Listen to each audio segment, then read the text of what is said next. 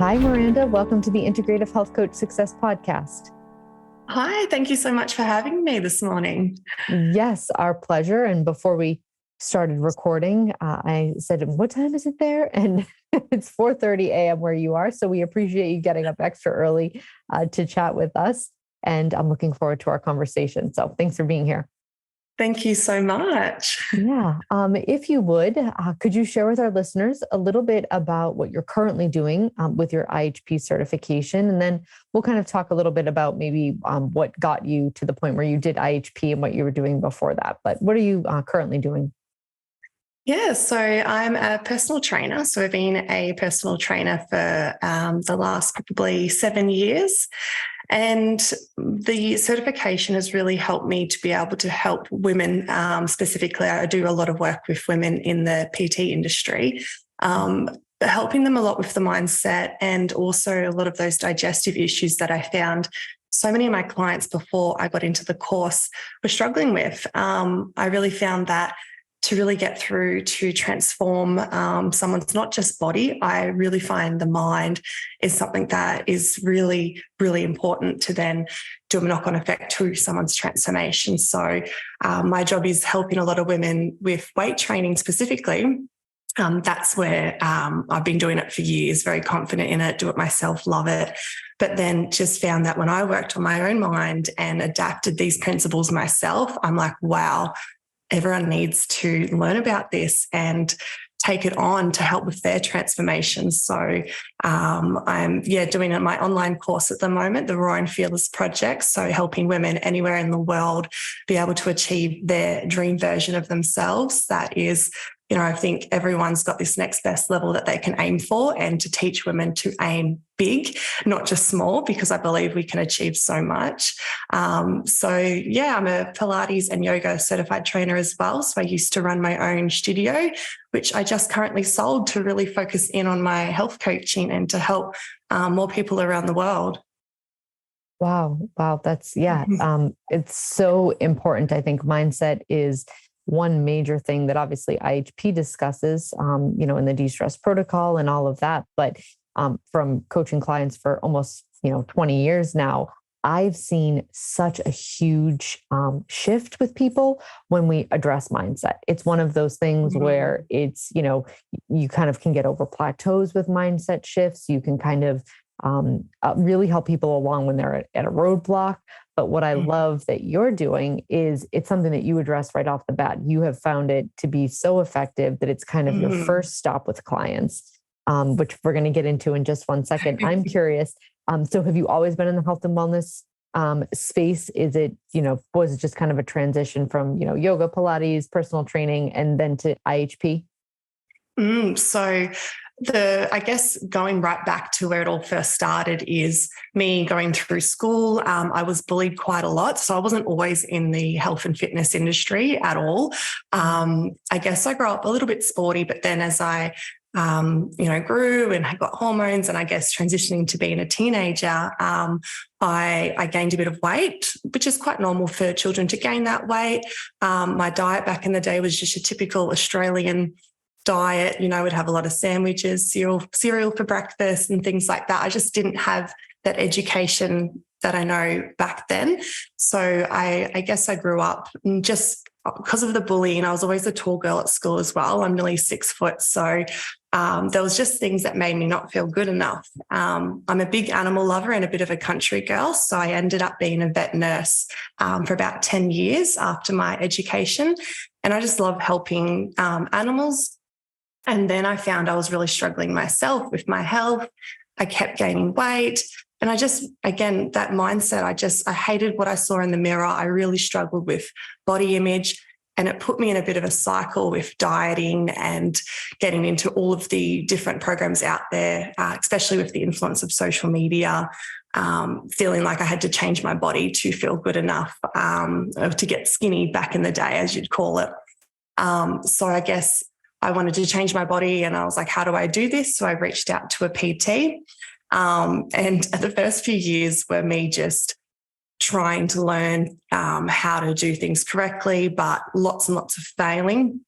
But there was this, just doing the PT and finding a personal trainer that was able to help me. I go, wow, he's getting paid to help people. And just seeing him change lives, it made me go, yes, I love helping animals, but I would love to help people as well. I thought it was quite great. So, yeah, that kind of is what got me interested in it. And then I just kind of dived right into it. I set up for my first bodybuilding competition and did things so incorrectly the first time round, learned from all those mistakes of eating the chicken broccoli diet and all those things. So I found that's kind of how I got into that area. And now I love it. It's my whole lifestyle now. I, do miss a bit of my nursing and everything, but helping people is definitely and learning more about the health industry and how I can help people is definitely the top of my game now. Yeah. So interesting that you probably just always had a heart to help. Right. I think, yeah. And so whether it was animals or people, but that usually comes from some sort of, experience where you almost realize that there might be people feeling what you felt. Right. And yes, definitely become more empathic based on your experience. Right. And then you're able to be caring and tender with other people, with animals, what have you. But yeah, definitely. I love that you, kind of did something that you were passionate about at that point, right? And then, but your passion changed. And yeah, it's funny how it changes over time. And you just go, I had no idea what I wanted to do when I was young, and I just went with what I was passionate about at the time, which was animals. And then, yeah, it's amazing how things change as you get older. Yes. Yeah, absolutely.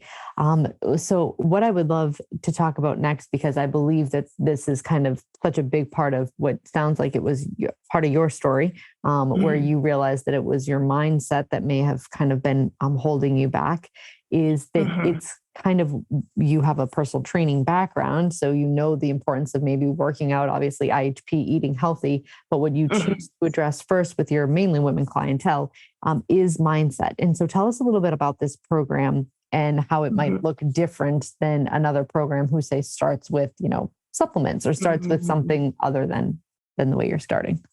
Yeah, definitely. Like I said, training women in the past and only just teaching them personal training and only just teaching them nutrition, I just found there was this huge gap in, you can teach anything to people, but if they don't believe in themselves 100%, they're never going to get to that goal. So it's been able to be that support for them and go, look, I'm here to help you. So many people get so scared to even step foot in a gym or to even reach out for help.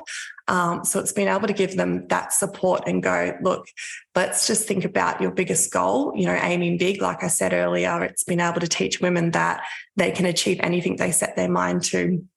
And then once they, I guess, believe in themselves and they're able to work on some mindset techniques, being able to just believe that there is something bigger to come towards them, then they go, okay, so that they just apply more dedication to their training and they're able to, I guess, be more open to learning because they then set a really clear goal. Because I think once you realize, yes, I'm capable of, this particular goal, then they go, yeah, I can do it. I can 100% do it. So it's been able to kind of flip that switch and, and appreciating that journey, which my quote is enjoy the journey. Very, very simple. But so many people just go, I'm not going to be happy until I get to this weight loss goal, or if I, gain weight or whatever it is. It's going, no, let's just be happy with where you're at now, being grateful for waking up each morning, being grateful for where you live, your family, all those little things, and, adapting those new tools like with yoga, meditation, being able for people to become mindful. And then that's when I just see true success and having a connection with these ladies as well, not just giving them a meal plan or a training plan and being like, here you go. It's being able to check in with them every week and just say, how are you doing? Just to have that conversation with them I just love it so much, being able to talk to these clients with this program and sharing that mindset first. Like as soon as they jump onto the program, it's like, okay, let's get clear. What do we actually want? What are our limiting beliefs? What's holding us back? And that people, I really encourage people to journal and write it all down. And again, like I said, getting clear, but then they're able to actually have a bit of a game plan going forward. And once that's written down, they can always refer back to it. So then it's just a bit of an ongoing process from there. We start with mindset, but it doesn't just start with mindset and talk about other topics. We always come back to that mindset. And then I personally check in with these clients and go, how are we doing this week? And then working out some, again, maybe some barriers that they've had during the week, or if they're feeling a little bit, down that week, really trying to encourage them to do something else to help better their mood. And then everything else just seems to flow so much better. It's a bit of a game changer, I feel. Yes. Yeah. And it really allows them to, go inward and see, what's been holding them back versus, kind of numbing that with a lot of like busy workouts and do all this stuff. And then realizing, 6 months down the road that stuff isn't working and, oh shoot, there's some limiting beliefs. Let's, go in and, because the truth is with women specifically and weight loss, either issues, whether a woman can't lose weight or she's, gaining weight, there's usually a reason why. There's usually an emotional tie to it or something that's kind of there that other than most women know, if I ate this way and moved my body that way, right? But why, how come women don't do that? Why do we choose to consume something at 9 p.m., right? Like, are we just looking to numb feelings? Are we looking to, sabotage ourselves? Right. Yes. But it's one of those things where if you can kind of get that ironed out in the beginning, then there's kind of, the whole field is open for playing after that. Yeah, definitely. I find that. And there's so many aha moments, even when I ask women to think back, or anyone that I'm teaching with this. I've even helped with my fiance with this sort of stuff as well. But even, looking back at your past and going, oh, when did I not feel good enough? And really trying to forgive yourself or forgive a situation back then. And that might be why they emotionally eat now or why they have these certain habits in place. And it's just amazing seeing people realize that and then work through those barriers and things just start to fall into place. Yes. Yeah, absolutely. I don't know if I've shared this on this podcast before, but I've shared on like my personal Instagram page. I definitely had, I would say like disordered eating. I didn't have like a diagnosed eating disorder, but I would definitely like overeat. And then there was a period in my life where I would, purge. And I had like this unhealthy relationship with food. And when people ask me like, so what did you do to kind of, get over it? Or, back when it had just kind of happened, people are like, oh, so like, did you do like a program that talked about nothing that I talked about or figured out had anything to do with food? Nothing. Like we didn't talk about food once. It had nothing to do with food. It was all of the emotions and like the thoughts really that I had about myself, quite frankly, that was leading to those types of behaviors. And I addressed so much kind of internally that like that just fell into place. I no longer like had any urge to overeat because I didn't have anything that I no longer needed to numb. It was so emotional and much less physiological for me anyway. And I feel like it can be so common with women. I see it with men too. Men aren't as receptive or it's not like as acceptable to talk about like how your feelings might be affecting your food choices or how you're eating right with men. But I mean, I see it with my own husband too. Like he gets stressed, he eats ice cream. Okay. So it's one of those things where I think it's more acceptable for women to kind of go through programs like this. But I think men experience it very similar. With men, it might be more alcohol that they turn to at the end of the day to unwind. Whereas for women, it might be, chocolate or something like that. But being able to kind of set the stage for emotions and beliefs, it also kind of says like to the client, listen, you're held here in a different way. There's no shame. There's no guilt. We're just going to talk about, the beliefs and untangle them so that you can kind of have a clear path forward. And I think much like no different than if you gave somebody an eating plan and you found out in 6 days it wasn't working great, you would say, okay, like, let's change the eating plan, right? You check in with these clients because it's not just like, oh, let's change your mindset. And then it's like, great, now you have a good mindset.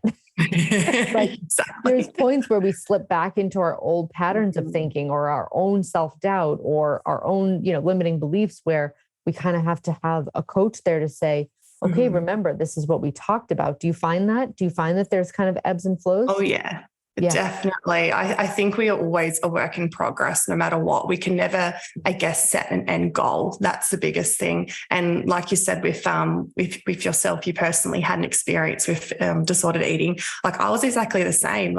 And you can see in my journey when I wasn't feeling good enough, I actually ended up binge eating quite, up and down, and spent years of binge eating and then restricting and then feeling bad about it. So then you'd, restrict food, and it's just a horrible, horrible cycle. But then it's amazing when I look back now, and when that binge eating sort of subsided, it was when I realized I was doing the most work on myself. And when I was actually, going on retreats, or I started learning yoga, or I was doing these things that filled up my soul, which I guess sometimes I feel we love to be able to do so much. And that's where I find the issue is. I find when we find a little bit of stillness and we actually take time to work on ourselves, we can go, okay, now I can actually start working on that mindset and working on these little things, and sometimes I still have times where I might eat a bit too much chocolate and things like that, but I'm not going to feel bad about it now, because I go, these things happen. So really building that healthy relationship up with food. But yeah, they all kind of correlate, and that's where a lot of people get a bit of overwhelm, where they go, so I've got to work on my mindset, I've got to do my training, got to do my food. There's so much. And we just need to go, okay, let's just take it one step at a time. What is the one thing we need to work on first, which normally is mindset? And then we just work on the other little pieces of the puzzle as the weeks and months go on. And sometimes this does take years. It took me years to get to where I am today. And that's why I always say you've got to enjoy the journey, enjoy what you do, enjoy what you're eating, and I guess experiment with different things, because again, everyone is so different. So, and that's where health coaching comes in, so we can individually help each person. Yes. Yeah, absolutely. And you said something that kind of, you said, now I could eat a little bit too much chocolate, but I'm not going to beat myself up over it. And it truly just speaks to, changing the relationship you have with yourself, and how much do you love and respect yourself, right? Because if your best friend who you love dearly ate too much chocolate, you wouldn't be like, are you kidding me? Like, what's wrong with you? Right. But if they do, get rid of them. Right. We oftentimes treat others with far more love, acceptance than we do to ourselves. And so I think, because that's one thing that, significantly changed in my life too, was where I would just cut myself the same slack that I was cutting everybody else. Right. But it's not that I was then like, eat whatever you want. I no longer actually had to pay as much attention to, am I overeating? It just kind of fell into place, because I truly loved and respected myself in a far different way than I ever had before. And so I was actually treating my body with love and respect, that I was good enough, because even when I was, kind of at my lowest point, I was actually personal training too.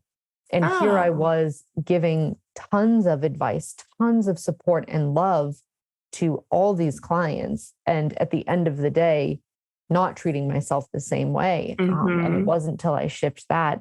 And then I think I became an even more empathic and supportive coach once I, started treating myself a little bit better. Yeah. And that, again, I feel we're quite similar because I was the same with working at the studio. Like I owned a studio in the heart of town for about 5 years, and we built up this amazing clientele and had all these clients coming in. But I was so burnt out, and, I was, again, putting all this effort and energy into all of my clients and going, no, they need this, they need that. And then I realized, I'm not getting enough sleep. I was showing up yawning and getting tired. And I go, no, like I need to look after myself first and fill up my cup before I can pour on to others. I just find that is so important. And we forget about that sometimes. Or even I know a lot of mums, and I've got some dear friends that are mums, and, I can see them rushing around and even just trying to get them to come to the gym and just doing something for themselves just for an hour or two each week, how that then changes them. And their mood. And when they go home with their kids are able to, I guess, handle it a little bit better, or if they, they won't get as cranky with them and things like that. So definitely you've got to fill that cup up first. Otherwise you get burnt out, and no one wants to be around someone who's burnt out. No. And the Mhm. truth is that I'm a mom of three. So I totally Yeah. get that in the sense that we only have a certain threshold, right? And so for women who Mhm. aren't mothers, maybe, they're working full time or they're running a business or they have a partner or they have parents they're taking care of. I think whether you're a mom, a father, you have family, or you're just most people are busy, right? And Mhm. we could all find an excuse to burn ourselves out, quite frankly. I think Yes. living in modern day society, and so unless you're intentional with, filling, like you said, your own cup and taking care of Mhm. yourself in a way that allows you to show up for other people, Mhm. unless you're intentional with it, it doesn't just happen. You have to make it happen. Mm. And I think Yeah, that's you gotta be where, consistent with it. Mhm. Yeah, and I think that's where the mindset piece comes in because you have to Mhm. choose that I am worthy of whatever it may be, Mhm. rest or eating well or, taking care of myself in a different way. Mm. So, Yeah, definitely. yeah. Do you see it just as, or do you see men? It's mostly just your women that you do the the program with. Is that correct? Yeah, so it is mainly women, but in saying that, I have trained some men before, and I actually have these women go, my husband needs this or my partner needs this. So even though I do talk a lot about women, I guess just because of my struggles growing up and having an all female studio, I definitely feel both men and women we're both human. We Mhm. both need that same focus on mindset, and I guess men do kind of need it a bit more, I guess, because like you said, I find, women, I guess we can talk a lot more about it and you see it a little bit more. But yeah, I do find that it does make men struggle a little bit to speak out. I feel they're a little bit more silent. So I feel, like I said, with my partner and I guess, me trying to show him some things that have helped me along my journey. And sometimes I think, oh, he wouldn't be interested in that. But when I actually, I can see him peeking over my shoulder if I'm looking at my tarot cards, and then I go, would you like a bit of a reading? Or and he's like, sure. And I go, oh, okay. So I guess it's being able to be a little bit more open to men and go, why don't you try this? Like, I think that conversation does need to be had a little bit more too, that they can, speak more freely about it because they are just as important as well. So 100%. Yeah. Yeah, absolutely. And I think it just goes back to kind of what culturally, Mhm. society kind of tells us about males and how they, go through, how they experience really life. But I think that Yes. sometimes I swear they're more emotional beings than women are. Yep. um, Yep, definitely. but yes, and there's definitely this aspect of women who feel comfortable talking about things or asking for help in a different way. But I think the Mm. mindset piece is so important for men too. Yeah. I think everyone just needs to be able to find those little things that make them feel good enough. And, then that comes from having a good support network, from getting the right education. And I really feel the environment makes such a huge change as well. That when you see people maybe lose friendships when they're starting to up level or become their next best self, it's been able to let go of those relationships, but then new ones form. So I feel it's once you believe in yourself, it's amazing kind of what the universe puts into place. But it is quite a bit of a journey, but it's just really believing 100% that yes, you can achieve what you want. And then again, just making it your lifestyle and bringing these beautiful things in and tools to help you along the way.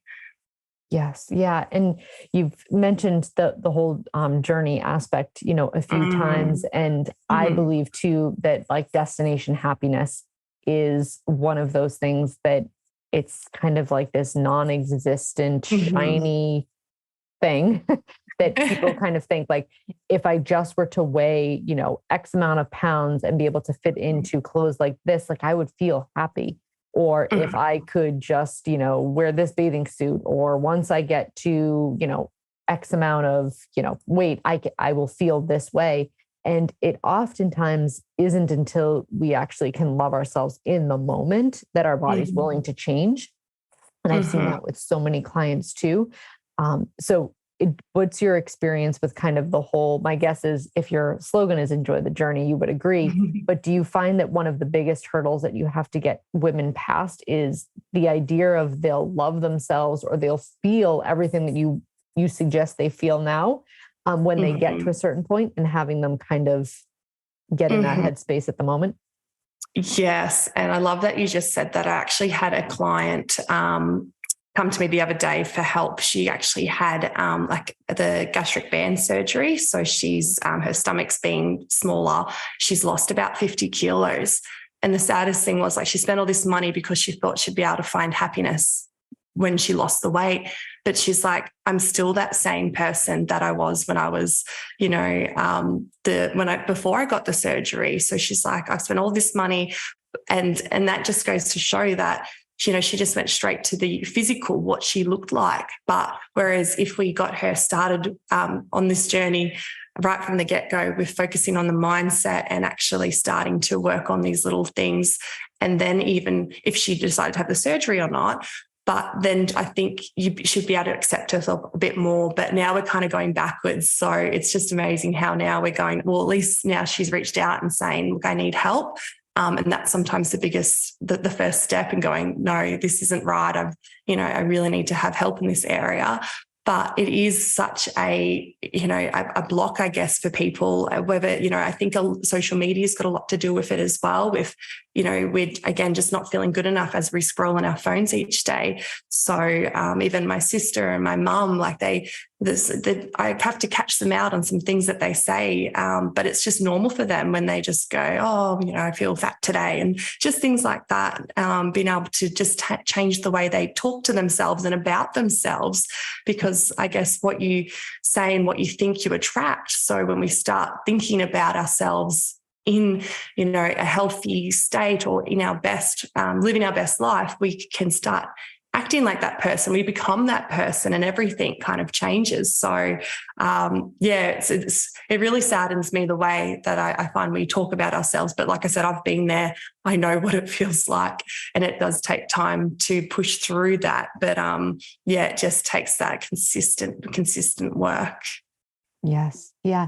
And I actually had a similar experience with a client who did surgery. And it's so interesting. I actually emotionally, it almost made things worse, because I think without addressing the mindset, right, she kind of described herself as like, she was always like the chubby kid at school, and her identity was wrapped up in being overweight and her chronic dieting, and always wanting to, get some sort of weight loss, that once she actually was significantly lighter from the surgery, now she was like, I don't even know who I am anymore. Yes, I'm still that same person, but now I've kind of lost my identity. And like, it almost, magnified a lot of the emotions, but in the same way that it sounds like it did for your client, it also brought it to the forefront, and she was working on it at that point. But to show you, right, that it's not about, as soon as you can just fit into a size 6 pants, you'll be better, right?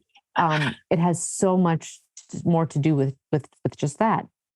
And even a little example of that too, like from my personal experience, is a couple of years ago when I first got into PT and started weight training and gaining a bit of muscle, I was like, I'm going to compete. And I thought, entering a bikini bodybuilding competition, for me to get on stage and wear a bikini, that I would then like myself. And it's just not the mindset. It just doesn't work like that. And I realized, even after doing it twice, I did 2 competitions, but still was all in that diet mindset, quick fix, all of those sort of things you hear online. I was listening to all these different coaches and didn't do things correctly or in a healthy way, that, I spent all this money, got up on stage, and I look back at my photos and I wasn't happy with that person at all. And even standing there, I wasn't proud of who I was.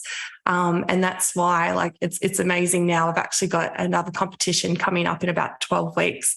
And the way that my food is, the way that my mindset has now changed, it is making everything so much easier. Like all of these training sessions that I'm doing, being able to say no to things to be able to get towards my goals, and having a really good support system around me. I kind of just look at that with other people's goals. Everyone's got different goals. Not everyone wants to compete. But just going through, I guess, feeling not good enough. I think got called fat on stage on my first competition, which just my self-esteem just went crashing. But if someone did that to me now, I'm just like, okay, it's obviously something that's going on with you, and that's not to do with myself. So being able to, I guess, build yourself up, it will then, if you've got these other toxic people or things around you, it's just so much easier to not even listen to them. And it doesn't need to affect you. So yeah, building that confidence up in yourself. And that's why, my project is called the Raw and Fearless Project, because being raw, becoming vulnerable, being able to open up to me, and so I can help you, and then being able to be fearless and do anything you want to in life. So it's just amazing going through different things in my life and then seeing how that resonates with my clients as well, and how they go through some struggles and maybe even some failures as well. But they're just learning steps for sure. Yeah, absolutely. And with everything, every next step that you take, something else unfolds, and being able to, like you said, you always go back to the mindset, even when you're into, nutrition and workouts and all of that, because it's kind of something that's always there. And as it needs to be refined, it's good to go back to. Yeah, definitely.